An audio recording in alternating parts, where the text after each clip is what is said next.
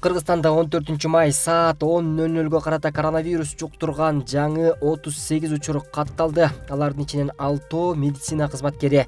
Бул тууралуу Саламаттыкты сактоо министринин орун басары Мадамин Каратаев өкмөт үйүндө өткөн маалымат жыйынында билдирди. Анын айтуусуна караганда, жалпы коронавирус жуктуруп алгандардын саны өлкө боюнча 1082 адамга жетти. Кыргызстанда бир сутка ичинде 23 адамдан коронавирус табылган. Нарын облусунда 15 жаңы учур катталгандыгын мага азыр кабарлашты.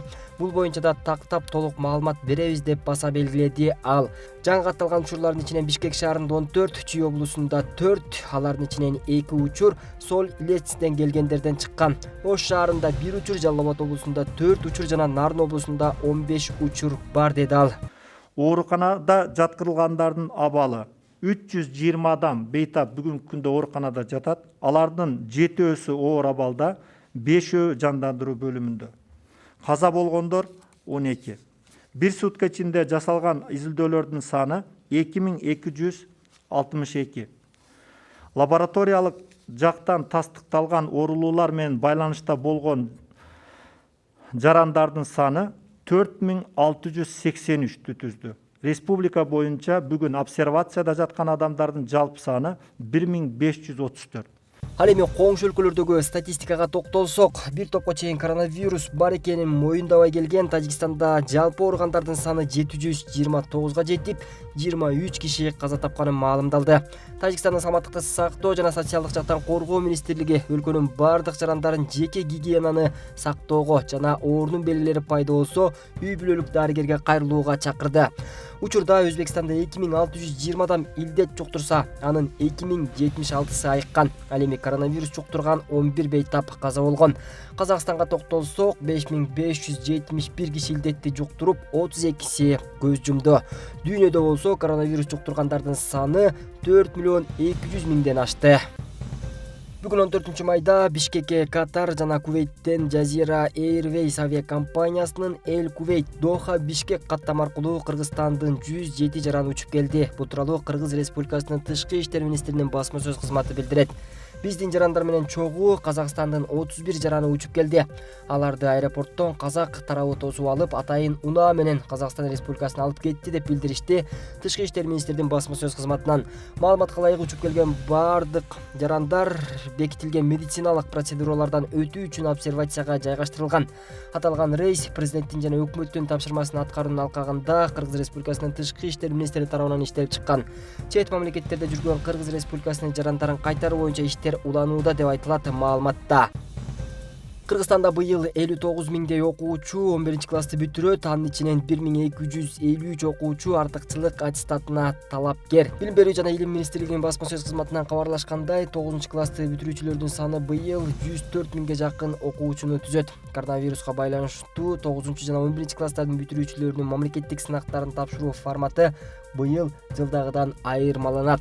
Алардын жалпы жетишкендиктерин эске алуу менен атайын түзүлгөн предметтик мамлекеттик комиссия экзамендик бааларды коёт. Белгилей кетсек, быйылкы окуу жылы 30 майда аяктайт. Кыргызстанда жалпы 2283 мектеп бар. Анда 1.311.000ден ашуун бала билим алат. Өзгөчө абал учурунда Ош шаарында планга киргизилген объектилерде санитардык талаптарга ылайык иш уланды. Учурда 420 орундуу 2 заманбап бала бакчанын курулушу аяктап, абал жакшырса пайдаланууга берилет. Быйылкы жылы жергиликтүү казынадан бала бакчалардын курулушуна 100 миллион сом бөлүнгөн. Амыр Темур аймактык кеңешиндеги бала бакчанын курулушу бүткөрүлгөн. Тендердик баасы 23 миллион 699 миң сомду түзүп, ички жасалгасы эмеректери толук орнотулган. Аталган аймакта калк жыш жайгашып, 6 миңден ашуун үй бүлө бар. Мындан улам бала бакча муктаждыгы жаралып турат. Ал эми Курманжандатка муниципалдык аймактык кеңешинде 120 орундуу бала бакчанын пайдалуу түптөлүп, учурда курулуш иштери 90% аяктады. Бүгүнкү күндө 40 жумушчу санитардык талаптарга ылайык иш алып барышууда. 2020 жылдын бюджетинен да, быйылкы жылдын бюджетинен дагы биз биринчи кезекте мына Актилек кичи районунда тоже 100 орундуу балдар бакчасынын курулушу бүгүнкү күндө башталды. Мына бүгүн да барып көрсөңүз болот. Ал жерде планировка иштери башталып атат. Ошондой эле былтыркы жылдын немесинин бюджетинен бизде Жапалак айылдык аймактык башкармалыгында Арег айылында тоже 120 орундуу балдар бакчасынын курулушу башталып, ал переходящий объект болуп турат. Кудай буюрса анда быйыл аягына чыгарабыз деген ойдо турабыз. Түркияда өтчү көчмөндөр оюндары 1 жылга жылдырылды. Бул тууралуу кабарга Жаштар иштери, дене тарбия жана спорт мамлекеттик агенттигинен билдиришти. Мындай чечим коронавирус пандемиясынан улам кабыл алынган. Эске сала кетсек, үстүбүздөгү жылдын күзүндө Бурса шаарында көчмөндөрдүн дүйнөлүк 4-чү оюндарын өткөрүү пландалган болчу. Мындан мурдагы оюндар Ысык көлдө өткөн. 2020 жылдын 14 майынан 17 майына чейин Кыргызстандын аймагында туруксуз аба ырайы күтүлөт. Мезгил менен жаан жаап, күн күркүрөшү, бийик тоолуу райондордо кар жаашы күтүлөт. Бул тууралуу Кыргыз гидромет борборунан билдиришти. Маалыматка ылайык 14 майда күндүз жана 15 майда түнкүсүн Чүй, Талас, Ош, Жалал Абад, Баткен облустарынын, 15 майда Ысык көл облусунун, 16 майда күндүз жана 17 майда түнкүсүн Ош, Жалал Абад, Баткен облустарынын кээ бир райондорунда жаан-чачын катуу жаашы күтүлөт. Айрым жерлерде мөндүр жаашынын ыктымалдыгы бар. Батыштан соккон шамалдын ылдамдыгы секундасына 4-9 метрден, кээ бир райондордо 17-22 метрге жетиши күтүлөт. Абанын температурасы төмөндөйт. Мындай туруксуз аба ырайы айыл чарба иштерин, автоунаа, энергетика жана коммуналдык кызматтардын ишин жана жайыттарда малды кармоону кыйындатат. 2020 жылдын 14-17 майында күтүлүп жаткан нөшөрлүү жаан-чачынга байланыштуу республиканын тоолуу жана тоо этектериндеги райондорунда сел жүрүшү мүмкүн. Дарыяларда суунун деңгээли көтөрүлүшү күтүлөт. Ош шаарынын тургуну Абдисалам Сыдыков өлкөдөгү насыя алуучулардын катарын толуктап, мал жаныктарын көбөйтөм деген максатта азыраак өлчөмдө банктан кредит алган. Ар айдын ортосунда пенсиясын алып, анан Орусиядан балдары жөнөткөн акчаларды чогултуп насыя төлөп келген. 2 айдан бери насыясын төлөй албай кредит берген банктын талаптары жөнөкөй калктын капчыгына зыян тийгизет деп эсептейт. Спросет. Те ошентип айтты го, ошондой эме кылып. Элде азыр иш жок баары. Азыр күнүмдү окат кылып аткандар көптөн бар да ошону, процентке алып алып ошону. Бул кандай кылат эле аны болду. Ошол эми мен айта турганым, ошо эл баары эле каршы азыр ошо процент төлөгөнгө. Ушул тапта Ош шаарында банктарда кезекке тургандардын саны өскөн. Алардын арасынан насыя алгандарды 3 айлык мөөнөткө токтотуп туруу арызы менен кайрылгандар көп.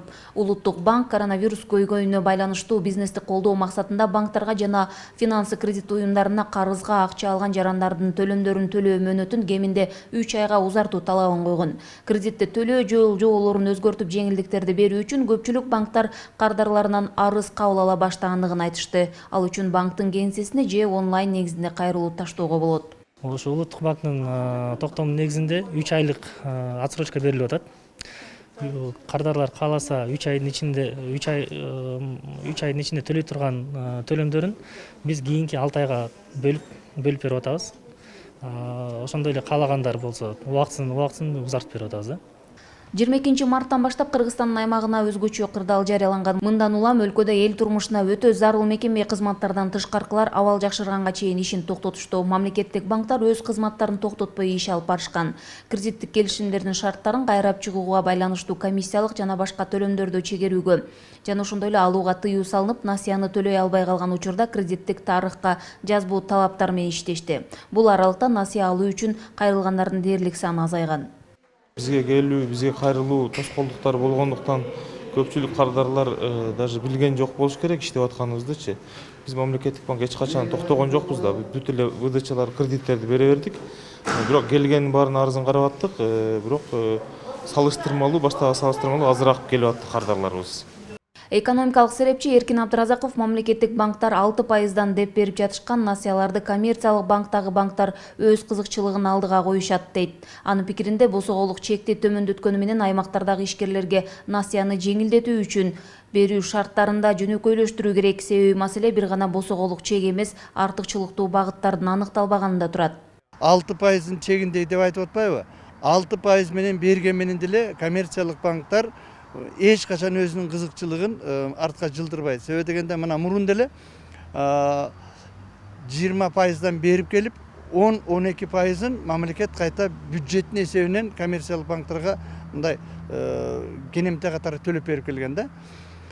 Экинчиси, Улуттук банк коммерциялык банктарга түздөн-түз көрсөтмө бере албайт, себебинде каражат мамлекеттик эмес. Коммерциялык банктар өзүнүн каражатын 30-32%-га чейин беришти да. Анан мурун алган кредиттерин дагы баягы пайыздарын гана жылдырды, ал эми жанагы штрафный санкция деп коет. Ал санкцияларды деле кийинки айларга бөлүп чачып жиберишти да. Бул баягы бирдиктүү саясаттын жоктугунан. Ал арада өкмөт жеңилдик иретинде азык-түлүк даярдоо менен алектенген ишкерлерге арзан насыя катары 400 миллион сом берилерин айткан. Улуттук банктын маалыматына караганда 2019 жылдын аягында Кыргызстанда насыя алгандардын жалпы саны 546 миң болгон. Алардын 541 миңи жеке тараптар, калганы юридикалык жактар. Алынган кредиттик сумма 146 миллион 439 миң сомду түзгөн. Гүлжан Ажиматова, Бектур Калыбек уулу, Ош облусу.